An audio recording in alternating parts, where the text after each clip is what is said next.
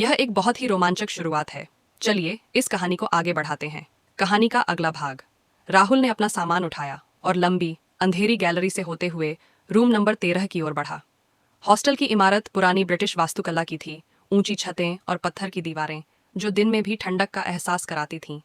जैसे ही वह room number 13 के सामने पहुंचा, उसे लगा कि आसपास का शोर थम गया है। दरवाजा भारी सागौन की लकड़ी का था, जिस पर पीतल का नंबर 13 थोड़ा तिरछा लगा हुआ था। उसने चाबी लगाई। ताला खुलने की एक कर्कश आवाज गूंजी, जैसे बरसों से किसी ने इसे खोला ना हो। कमरा अंदर से उम्मीद से ज्यादा बड़ा था। एक कोने में लोहे का पुराना पलंग, सामने एक भारी लकड़ी की स्टडी टेबल और दीवार में बनी एक पुरानी अलमारी। कमरे में एक अजीब सी गंध थी, दीमक, पुरानी किताबों और नमी की मिलीजुली गंध। लेकिन सबसे अजीब थी वहां की ठंडक। बाहर गर्मी थी, लेकिन यह कमरा बर्फ जैसा ठंडा था। राहुल ने कंधे उचकाए। एसी की जरूरत नहीं पड़ेगी, उसने खुद से मजाक किया और अपना सामान जमाने लगा। पहली रात सामान्य गुजरी। सफर की थकान के कारण उसे तुरंत नींद आ गई। अगली सुबह मेस भोजन कक्षवा में जब उसने अन्य लड़कों को बताया कि वह रूम नंबर 13 में है, तो वहां सन्नाटा छा गया। एक सीनियर लड़का विक्रम उसके पास आया और धीमी आवाज में बोला, नया है इसलिए वार्डन सर ने दे दिया होगा। सुन, अगर रात को 12 बजे के बाद किसी के रोने की या खुरचने की आवाज आए तो बस आंखें बंद रखना और सो जाना। हीरो बनने की कोशिश मत करना। राहुल फिर हंस दिया। तुम लोग भी ना, सब मिलकर मुझे डराने की कोशिश कर रहे हो। लेकिन दूसरी रात कुछ अलग थी। राहुल देर रात तक अपनी मैथ्स की किताबें देख रहा था। घड़ी में 11:45 हो रहे थे। अचानक कमरे का तापमान और गिर गया। उसे लगा कि उसके ठीक पीछे कोई खड़ा है और उसकी गर्दन पर ठंडी सांसें ले रहा है। उसने Hey, झटके से it's पीछे मुड़कर देखा। okay. कमरा खाली था। The food is सिर्फ वहम है, safe. उसने खुद को समझाया और But वापस किताब it में ध्यान looks लगाने की कोशिश की। तभी strange. उसे अलमारी के अंदर से एक हल्की सी I आवाज सुनाई know. दी। Just खर्च, try a खर्च, little. खर्च। You'll like जैसे it. कोई नाखूनों से लकड़ी खुरच रहा हो। राहुल का दिल Okay, जोर से धड़कने लगा। I'll उसने अपनी कुर्सी पीछे try. खिसकाई। आवाज रुक गई। उसने गहरी सांस ली और सोचा कि शायद कोई चूहा होगा।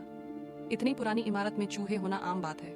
उसने लाइट बंद की और बिस्तर पर लेट गया, लेकिन नींद उसकी आंखों से कोसों दूर थी।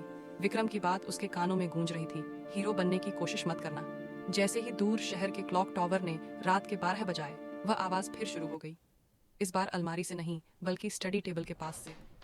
खर्च, खर्च। राहुल ने अपनी रजाई कसकर पकड़ ली। अब आवाज बदल रही थी। ये खुरचने की नहीं, बल्कि कुछ लिखने की आवाज थी, जैसे कोई पुराने स्लेट पर चौक से लिख रहा हो। हिम्मत करके राहुल ने अपना मोबाइल उठाया और टॉर्च जलाई। रोशनी की किरण स्टडी टेबल पर पड़ी।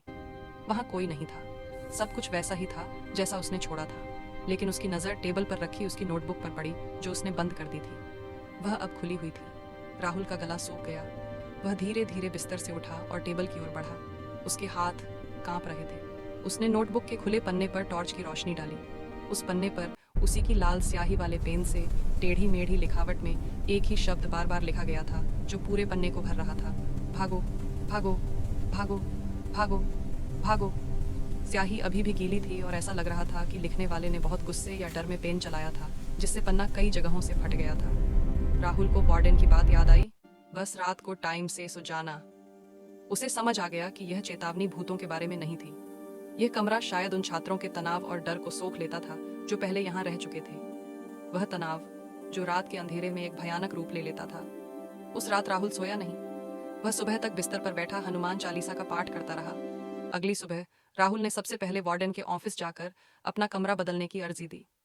वार्डन ने बिना कोई सवाल पूछे अर्जी स्वीकार कर ली, जैसे उन्हें पहले से ही पता था कि ऐसा होगा।